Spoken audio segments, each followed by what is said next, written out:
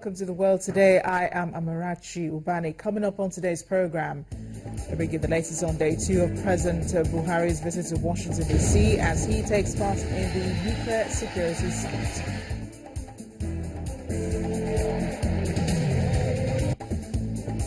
The U.S. President and his French counterpart talked terror on the sidelines of the summit.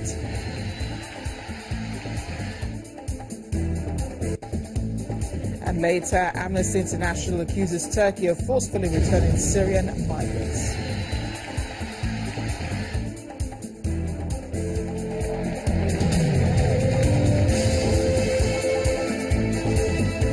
There's a story before this one.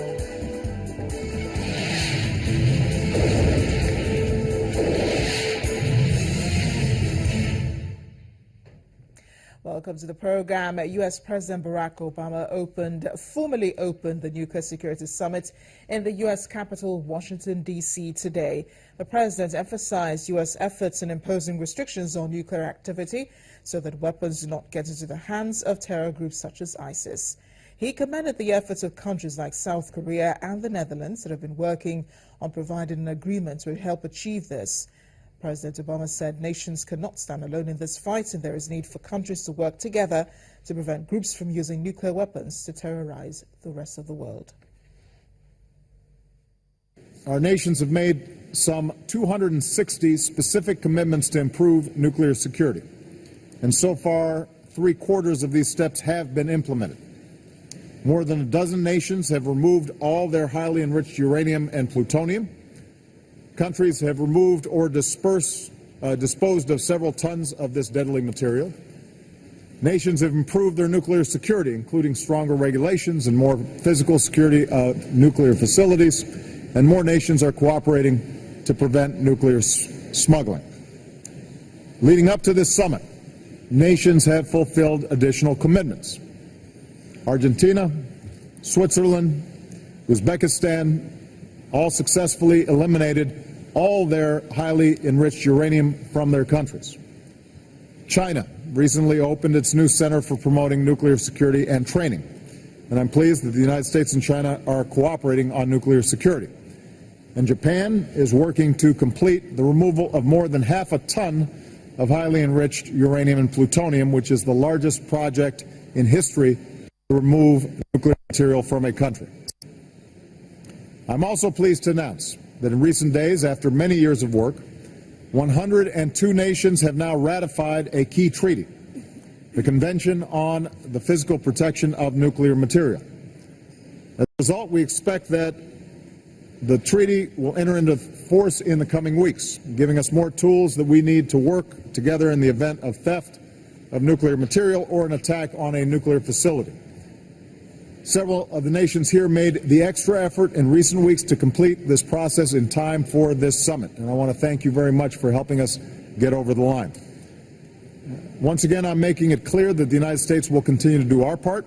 Today we're releasing a detailed description of the security measures our military takes to protect nuclear materials so that other nations can improve their security and transparency as well. U.S. President Barack Obama at the opening session of the summit. President Muhammadu Buhari has been attending the summit also in Washington, D.C. alongside 50 other world leaders.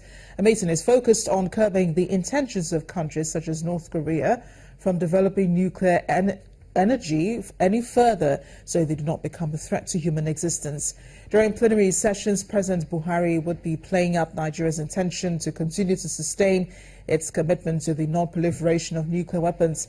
He has said before the world powers must respect the rights of other countries to use peaceful use of nuclear energy for developmental purposes. Now, much earlier last month, the president had told the head of the International Atomic Energy Agency, Mr. Yukiya Amano, during his visit to Nigeria, that Nigeria does crave greater support for her intentions to generate electricity with nuclear energy. Our presidential correspondent, Chukwuma Onekwesi, says the president did take time out to address some local issues, making reference especially to the signing of the 2016 budget, which he says will not be done as quickly as Nigerians expect, because he intends to do a ministry-by-ministry review of the document before appending his signature. Over 60 heads of government are in Washington, D.C. at the invitation of President Obama for the nuclear summit. And of course, Nigeria's President Muhammadu Buhari is amongst the very earliest arrivals. And of course, there's no way the Nigerian president would be in America without holding talks with the United States Secretary of State, Mr. John Kerry. If you remember the role he played during the 2015 general elections, and that's what the president did on arrival in Washington. At that meeting, the 2016 budget and the controversies surrounding it came up.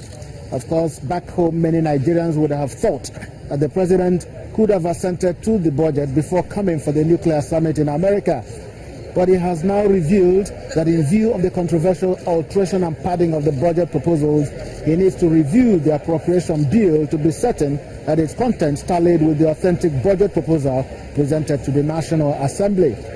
The nuclear summit is kicking off in earnest this Friday, and of course Nigeria, you have been told, is here to see how nuclear can be used for development purposes.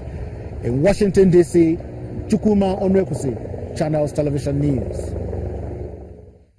Well, we come back after the break. On The World Today, we're talking more about the summit as President Barack Obama and his French counterpart, François Hollande, talk terror on the sidelines of the summit. Just stay with us.